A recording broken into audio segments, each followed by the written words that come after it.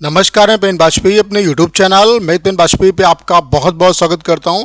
आज के इस वीडियो में बात करेंगे एसएससी एमटीएस और हवलदार की जो पोस्ट है इनमें बेसिकली डिफरेंस क्या है, इसको कम्प्लीटली यहाँ पे मैं एक्सप्लेन करूँगा उन सारे एस्पेक्ट में, जैसे सैलरी का हुआ, प्रमोशंस का हुआ, अलाउंसेस जो यहाँ पे मिलते हैं, हॉलीडेज जो मिलते हैं, प्रमोशंस हैं, जितने भी एस्पेक्ट हैं तो कम्प्लीटली इसका यहाँ पे हम लोग कंपैरिजन करने वाले हैं।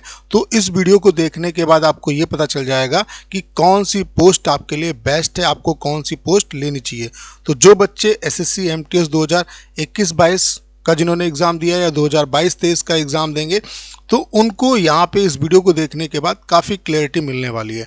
तो इस वीडियो में आपके जितने भी डाउट हैं, सिंगल एक वीडियो है जिसमें आपके सारे डाउट क्लियर होंगे। इस वीडियो में आपके सारे क्वेश्चन का आंसर इस सिंगल वीडियो में आपको मिलने वाला है। तो चलिए स्टार्ट करते हैं। आपको समझाने के लिए मैंने कम्प्लीटली चार्ट बना दिया है, जैसे एक तरफ एमटीएस मैंने लिखा है और दूसरी तरफ हवलदार। सबसे पहले बात कर लें यहाँ पे अलग चीज़ें क्या हैं, जैसे कि अगर हम यूनिफॉर्म की बात करें तो यूनिफॉर्म एमटीएस वाले कैजुअली जो हैं वो यूनिफॉर्म उनमें कोई मैंडेटरी नहीं होता। जैसे अगर हम बात कर लें स्पेशली इनकम टैक्स डिपार्टमेंट की, तो ना तो वहाँ पे टैक्स असिस्टेंट पहनते हैं, ना ही इनकम टैक्स यूनिफॉर्म पहनते हैं, ना ही एमटीएस वाले पहनते हैं, ठीक है। तो यूनिफॉर्म यहाँ पे मैंडेटरी नहीं है, लेकिन हवलदार में आपको यूनिफॉर्म पहनना होगा। स्पेशली जब आप रेड वगैरह के लिए जाते हैं तो आपको यूनिफॉर्म पहनना होगा, मतलब मोस्टली यहाँ पे आपको यूनिफॉर्म पहननी पड़ती है, ठीक है। अगर हम एक्स्ट्रा अलाउंस की बात करें कि एक्स्ट्रा अलाउंस मिलता है एमटीएस में, नहीं मिलता है, तो यहाँ पे आपको अलाउंस नहीं मिलता है, लेकिन यहाँ पे आपको मिलता है आपकी वर्दी वगैरह के लिए। जैसे अगर हवलदार की बात करें तो यहाँ पे इनको 5,000 मिलता है और एक्साइज जो इंस्पेक्टर है उसको 10,000 मिलता है अलग से, ठीक है। लेकिन एमटीएस वालों को एक्स्ट्रा अलाउंस नहीं मिलता है, ठीक है। अगर हम सैलरी की बात करें तो जो ग्रॉस सैलरी है वो इसकी 35,000 ये यहाँ पे ओवरऑल देखा गया है, ठीक है। जैसे X city, Y city, Z city, इन तीनों को मिला के जो एवरेज सैलरी होगी, ग्रॉस सैलरी, उसके बेसिस पे मैं आपको बता रहा हूँ। ये वेरी करेगी एक्स वाई जेड सिटी के हिसाब से, लेकिन थोड़ा बहुत वेरिएशन आपका होता है, ठीक है। तो यहाँ पे अगर हम सैलरी की बात करें तो 35,000 सैलरी यहाँ पे होती है एमटीएस में और 35,400 यहाँ पे। तो मार्जिनल सा डिफरेंस है, बहुत ज़्यादा यहाँ पे डिफरेंस आपका नहीं है। अगर इन हैंड सैलरी की बात करें तो इन हैंड सैलरी में भी बहुत ज़्यादा डिफरेंस नहीं है। 29,000 एमटीएस वालों को मिलता है अप्रॉक्सीमेट।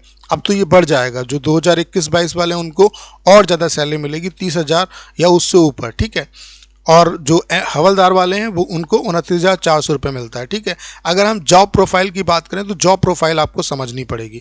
देखिए जो जॉब प्रोफाइल है, जैसे एमटीएस की बात करें तो एमटीएस में आपकी हर कैटेगरी की जॉब आती है। आपको माली का भी काम दिया जा सकता है, आपको झाड़ू पोछे का भी काम दिया जा सकता है, आपको फाइल इधर उधर ले जाने का भी काम दिया जा सकता है, या आपको गार्डनिंग का भी काम दिया जा सकता है, कुछ भी काम दिया जा सकता है। लेकिन अगर आप पढ़े लिखे हैं तो इतना आप मान के चलिए कि ये सब आपको काम नहीं करना पड़ता है। वहाँ पे जो ऑफिसर्स हैं वो काफ़ी सिंसियर होते हैं। अगर आप पढ़ने में ठीक ठाक हैं तो आपको ऐसा काम दिया जाता है जो करने में आपको दिक्कत नहीं होगी। जैसे फाइल ट्रांसफ़र का भी काम हो सकता है, आपको लिखा पढ़ी का कोई काम दे दिया जाए। उसके अलावा अगर आपको टाइपिंग आती है तो टाइपिंग, अगर मान लेते हैं वहाँ पे एलडीसी वगैरह नहीं है तो आपको टाइपिंग का काम दिया जा सकता है। तो बहुत ज़्यादा काम नहीं होता है। फिलहाल डेस्क वर्क ज़्यादा मिलने की प्रोबेबिलिटी रहती है अगर आप ठीक ठाक हैं, आप मतलब सिंसियर हैं और वहाँ पे जो ऑफिसर्स होते हैं उनको ही पता है कि हाँ बंदा पढ़ने में सही है, प्रिपरेशन कर रहा है, तो वो आपको आपकी उसके हिसाब से जो आपके अंदर स्किल होगी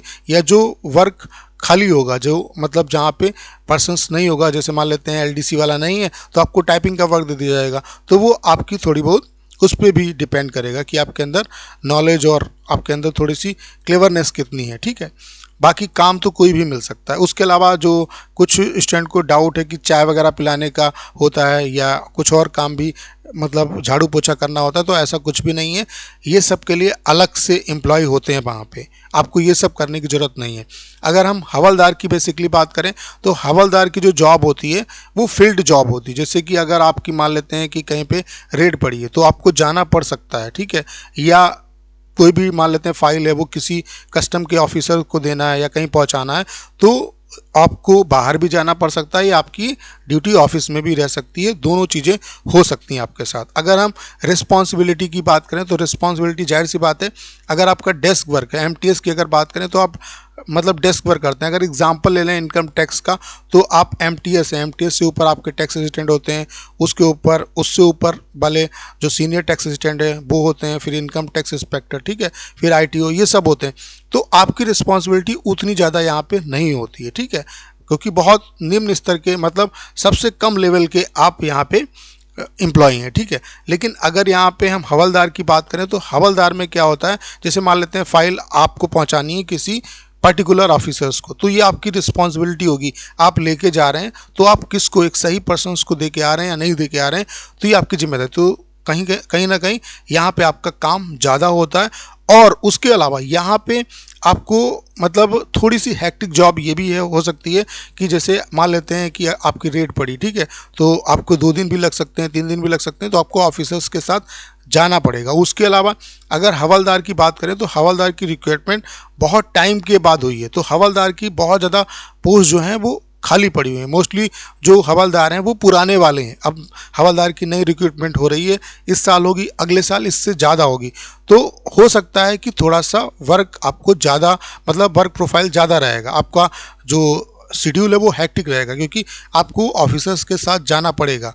अब जैसे रेट पड़ेगी, अब 2 दिन की पड़ती, 3 दिन की, 4 दिन की, तो आप वहाँ पे ये नहीं कह सकते, आपको शाम को ही बुलाया जा सकता है, रात को ही बुलाया जा सकता है, तो 24 आवर कह सकते हैं, लेकिन ऐसा होगा नहीं। लेकिन बाई चांस अगर कंडीशन बनती है तो आपको बुलाया जा सकता है किसी भी टाइम पे। लेकिन यहाँ पे एमटीएस की बात करें तो ये डेस्क जॉब है, आपको ऑफिस में रहना है, तो ऑफिस टू ऑफिस 10 से 6 बजे की आपकी जॉब होगी। आपको 2 दिन छुट्टी भी होगी, आपको सैटरडे संडे ऑफ रहता है, तो इसमें बहुत ज़्यादा आपको मतलब प्रॉब्लम नहीं होती है, ठीक है। उसके अलावा अगर हम हॉलीडेज़ की बात करें, तो हॉलीडेज़ जाहिर सी बात है, गवर्नमेंट अगर जॉब आप कोई भी कर रहे हैं, सेंट्रल गवर्नमेंट की अगर जॉब कर रहे हैं, तो मोस्टली आप अगर छुट्टियां देखें तो लगभग आपको बहुत ज़्यादा छुट्टी मिलती हैं, आधा साल आपका छुट्टियों में ही बीत जाता है, तो छुट्टी ठीक ठाक है। यहाँ पर वही मैंने बताया, छुट्टियाँ मिलेंगी आपको, लेकिन अगर आपका कोई इमरजेंसी वर्क पड़ता है तो आपके ऑफिसर्स आपको बुला सकते हैं और आपको जाना पड़ेगा, ठीक है। तो इस वीडियो को इस तरीके से बनाने का पर्पस सिर्फ और सिर्फ इतना है कि आपको क्लैरिटी हो जाए कि आपको कहाँ जाना है, ठीक है। उसके अलावा अगर हम प्रमोशंस की बात करें, तो प्रमोशंस के एस्पेक्ट से भी एमटीएस काफ़ी बेटर है। यहाँ पे 5 साल के अंदर आप टैक्स असिस्टेंट बन जाते हैं, कभी कभी 4, 4.5 साल, 3 साल के अंदर भी टैक्स असिस्टेंट आप बनते हैं प्रमोशंस के थ्रू। या आपका जो डिपार्टमेंटल एग्जाम होता है उसमें सिर्फ आपकी टाइपिंग की स्पीड अच्छी होनी चाहिए, टाइपिंग का एक टेस्ट होता है, वो आप क्वालिफाई करके डायरेक्ट टैक्स असिस्टेंट बन जाते हैं, ठीक है। लेकिन अगर हम हवलदार की बात करें, तो हवलदार में सिर्फ एक प्रमोशन है आपका, आप हेड हवलदार बनते हैं, ठीक है। इनका भी टैक्स असिस्टेंट बनने का थोड़ा सा प्रोसेस चल रहा है, हो सकता है उस पर डिसीजन आ जाए तो इनका भी रास्ता बनेगा। लेकिन फिलहाल अभी के लिए यही इन्फॉर्मेशन है कि आप हवलदार से हेड हवलदार बन सकते हैं। तो पूरा कंपैरिजन देखने के बाद आपको ये पता चल गया होगा कि आपको कौन सी पोस्ट चाहिए, ठीक है। हवलदार आपके लिए बेस्ट है या आपके लिए एमटीएस बेस्ट है। लेकिन जो अगर मैं अपना एस्पेक्ट बताऊं तो दोनों अच्छी हैं, ऐसा नहीं है अब हवलदार की पोस्टें खाली रहेंगी, क्योंकि जॉब की इतनी मारामारी है। अगर कोई भी जॉब आपको मिले, पहले आपको वो जॉब लेनी है, उसके बाद आगे आप टारगेट कर सकते हैं। तो जाहिर सी बात है यहाँ पर भी ठीक ठाक वैकेंसी है, तो यहाँ पर भी आपको जाना है। और एमटीएस अगर आपको मिल रहा है तो एमटीएस भी देना है आपको, तो फिजिकल सभी बच्चों को देना है। उसके अलावा दोनों जॉब अच्छी है। यहाँ पर अगर यूनिफॉर्म की बात करें तो यूनिफॉर्म आपकी बिल्कुल ठीक ठाक है। आप ऐसा नहीं लगोगे, आपकी यूनिफॉर्म से ऐसा नहीं लगेगा कि आप होम गार्ड हो। ठीक ठाक जैसे पुलिस की यूनिफॉर्म होती है, एक्साइज इंस्पेक्टर की यूनिफॉर्म होती है, उस तरीके की होती है, बस आपके स्टार नहीं लगे होते हैं। तो दोनों का कंपैरिजन मैंने किया। आप इस वीडियो को देखने के बाद ये आपके दिमाग में क्लियरिटी हो गई होगी कि आपके लिए कौन सी जॉब बेस्ट है। तो करना क्या है, इस वीडियो को ज़्यादा शेयर करना है ताकि ज़्यादातर बच्चों तक राइट इन्फॉर्मेशन पहुंच सके, क्योंकि राइट इन्फॉर्मेशन की बहुत ज़्यादा कमी है। उसके अलावा अगर आप चैनल पर नए हैं और आपने अभी तक इसे सब्सक्राइब नहीं किया है तो प्लीज़ चैनल को सब्सक्राइब करना मत भूलिएगा।